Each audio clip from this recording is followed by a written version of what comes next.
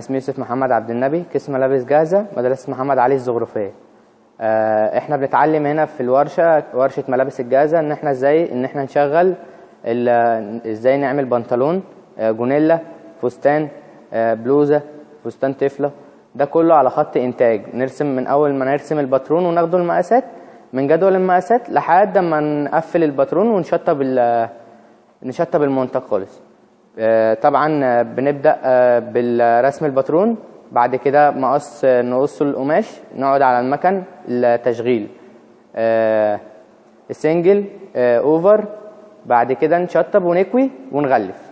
انا طبعا بنصح الشباب بالمجال دوت مطلوب، لان احنا كشعب بنستهلك طبعا ملابس وهدوم، فالمصانع مفتوحة لكل الشباب، وياريت تنزل تشتغل.